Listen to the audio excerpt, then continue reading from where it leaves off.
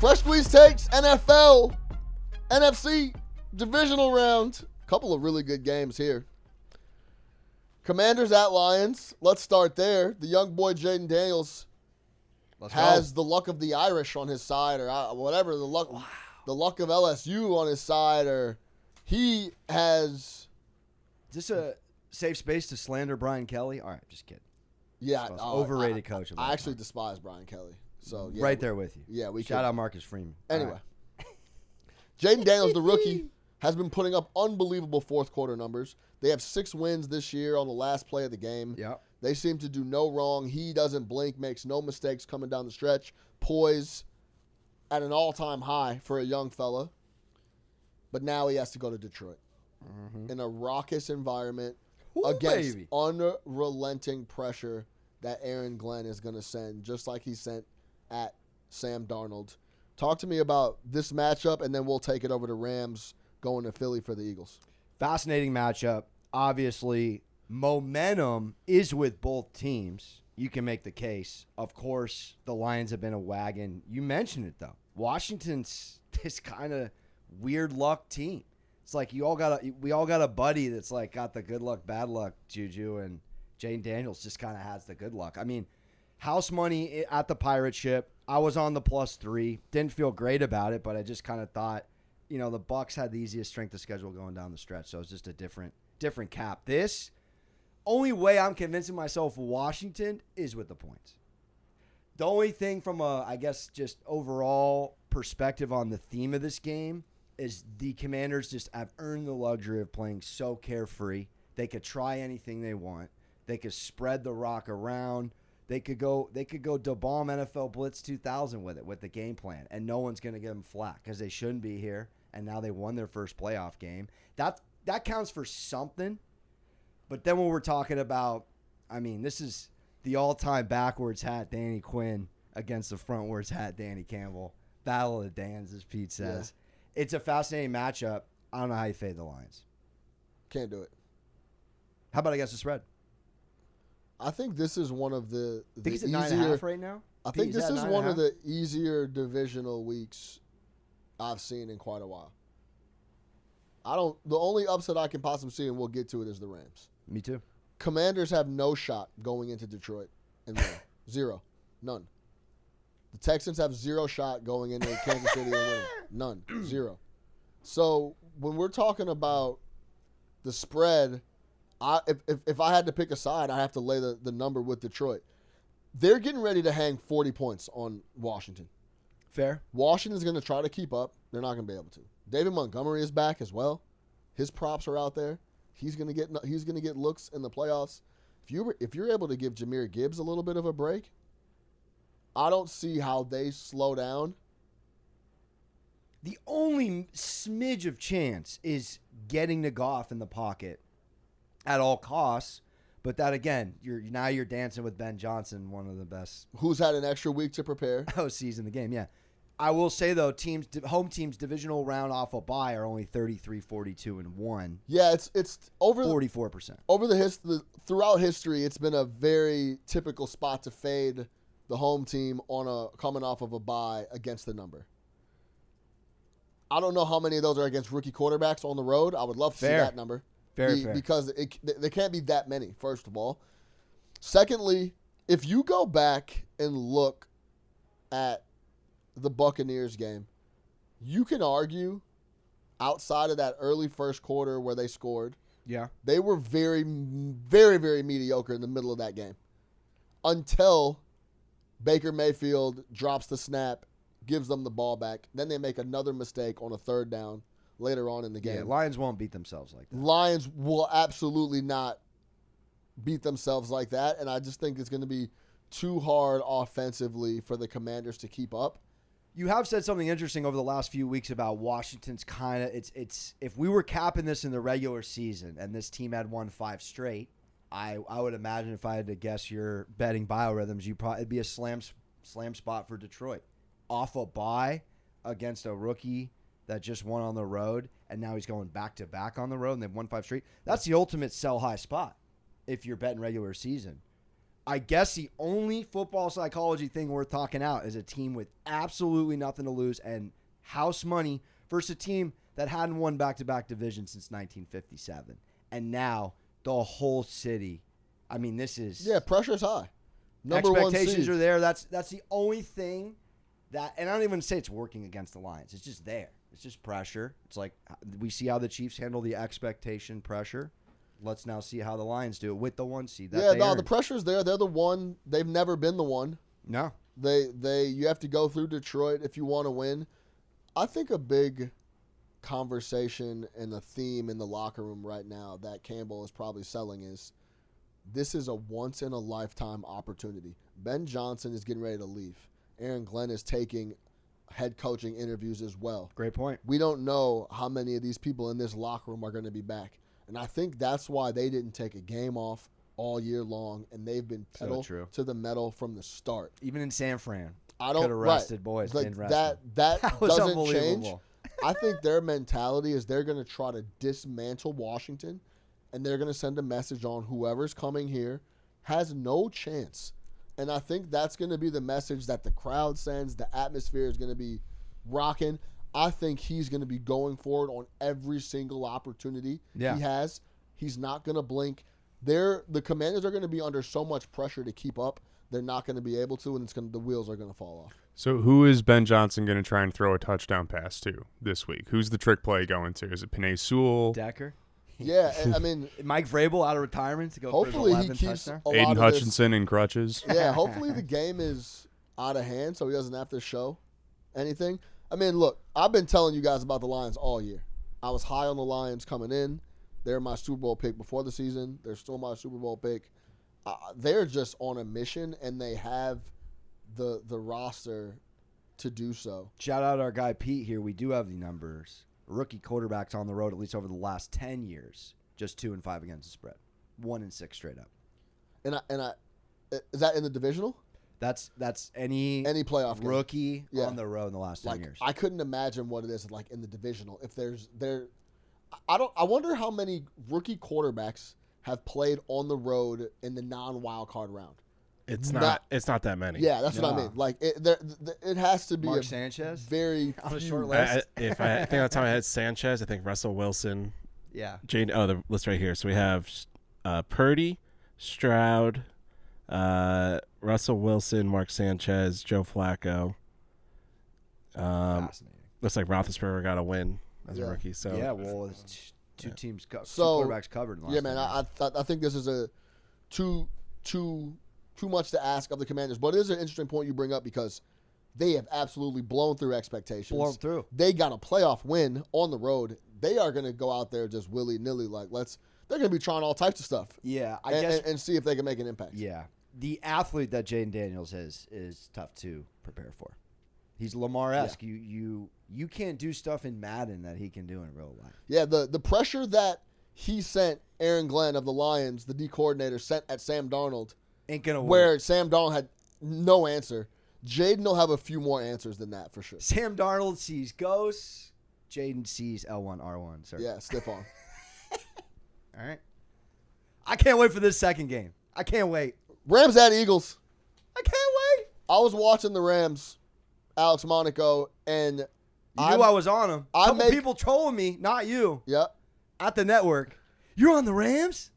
I made this game 4. Philly -4. When I saw the 6 flash, I was shocked. Did you press a button? 6.5. Print a slip, as you would say? I'm still shocked. If I had to make a play on this game, first of all, the only play I'd make in the NFC right now, I'd bet the Lions to win the NFC at +100. You feel, real quick, because you are good at these, do you have the same or even a better feeling to your Celtics thought at a same number last year in the East, which you cashed with the Lions? I think the Lions are I wouldn't say head and shoulders, but for them to be able to host. So, for example, I think the Commanders have no chance in that game this coming week. Lions are going to beat the Commanders. Yeah. At even money, I think they're probably 3, maybe 3.5 versus Rams the or Eagles. The Eagles. Oh, yeah.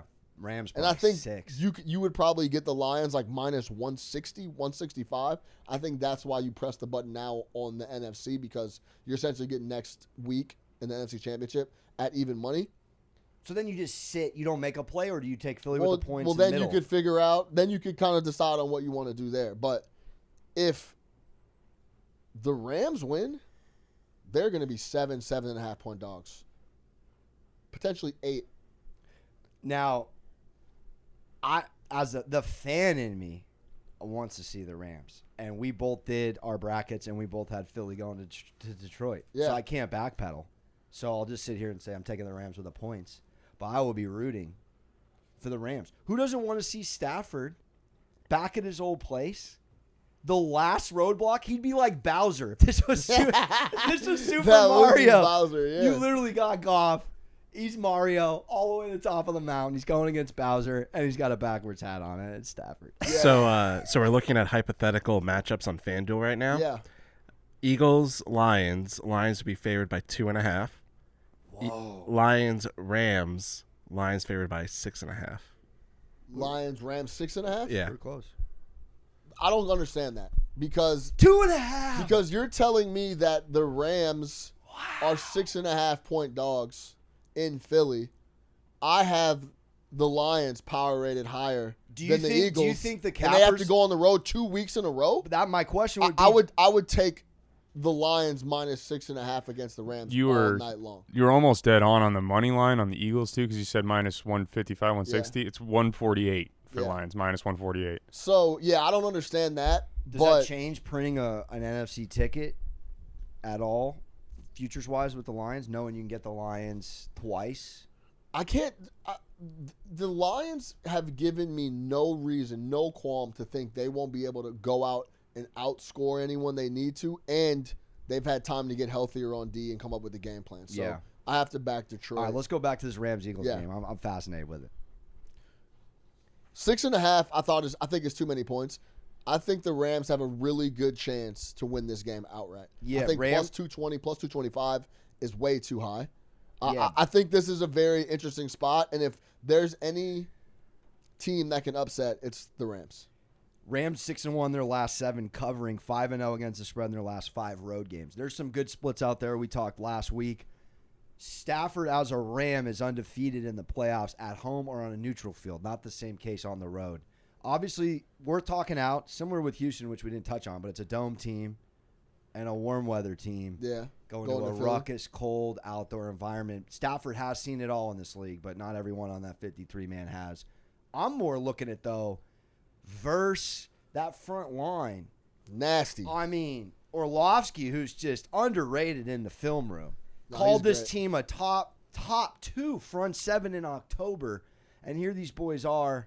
I mean, the FSU guys alone are unbelievable. Yeah. And he just thought with Philly kind of got some flack for last week having, I guess you could call it just a vanilla game plan, a stale game plan. Yeah, Nothing really crazy. they weren't threatened, so they didn't push green on anything, and it looked like very basic, stale offense, but they weren't threatened in any At sense all. of the word, so they weren't really showing too much on So it. how do you see, like, you got Kellen Moore, Fangio against McVay and his staff, like, from a coaching perspective, who has the edge in this? Well, McDermott. McVay? Oh, yeah, McVay. Excuse me. yeah, Sean Rams. McVay, 100%. Yeah. Has the coaching edge. I agree. And I trust him more than I trust. The Philadelphia Eagles are a ticking time bomb every possession, it seems like to me. They're nothing about their energy and like what they give out and how they respond and act tells me that they are lockstep in any sense of the way. Even A.J. Brown with a book? Especially on offense. Wow. It was that corny. I've never seen anything like that before. There's no way you can explain to me what's the purpose of that. Michael Irvin was saying he was trying to calm down a certain part of his brain. He's not actually reading. It's just a quick distraction to keep yourself. Have you ever seen him be distracted when he has 9 catches for 180 and 2 touchdowns? Well, apparently has he ever needs to pull out a book then to calm himself down He to has be a book distracted? every week, Or that's what they said. do you only hear from A.J. Brown when he has 1 or 2 catches and 3 targets? A.J. Brown doesn't need his brain calmed down when he has 11 targets. It's an issue for me. To be honest, if I have to applaud Jalen Hurts because what he deals with the head coach and what he deals with his star receiver and what he deals with the media, he continues to show up and just plug away week in, week out. It actually reminds me of Dak Prescott. A.J. Brown, it seems like he can't wait to pull everything apart at the seams. I can be with you you're on winning the game at home in the playoffs. Not too long ago, you were on the Tennessee Titans and you couldn't sniff the playoffs. Like, get with it, bro. I don't appreciate any of that stuff he's doing, and I understand. Yo, the George Pickens stuff, that's loser behavior. You'll never see a guy like that on the Detroit Lions. Hasn't acted like that. Amon-Ra has gone games where he hasn't gotten the looks he deserves. You don't hear a peep from him. Ever.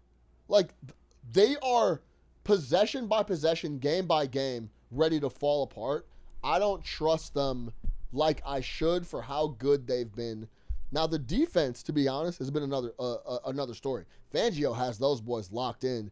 They wear matching shirts together to the games. Outside of Jalen Carter doing a knucklehead thing here and there, they are very, very good. Slay has been making plays. Oh, yeah, so, Nolan like, Smith. that unit is very, very good. It's So the offensive unit that worries me a little bit, and the stuff that A.J. Brown doesn't help. To the defensive thought there, the Eagles have played 5-2 to the under in their last 7. Rams have played 4-5 to the under. I'm feeling a first half under in this game. A little chess match, take a little while to open up. Philly's also won 8 straight home games. You've been to Lincoln Financial. Yeah. Stafford's Fun also place seen to it go. all, though. So I guess to just kind of push this forward and wrap it up, you got Philly, you got L.A.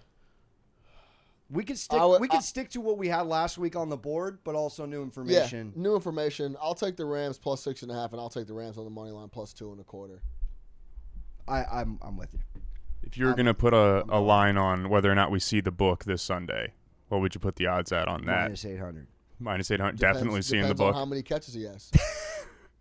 Apparently, he serious. reads it every week. I'm serious. Have you ever seen that? Have you ever seen him with the book?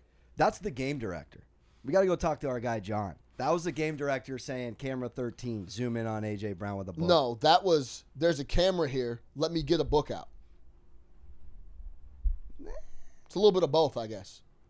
Someone in the control room needs to cut to him. But the control room, someone in the control room had to say, is he reading a book? Like, go to AJ on the sideline But reading what a I'm book. telling you is Michael Irvin said he reads every week.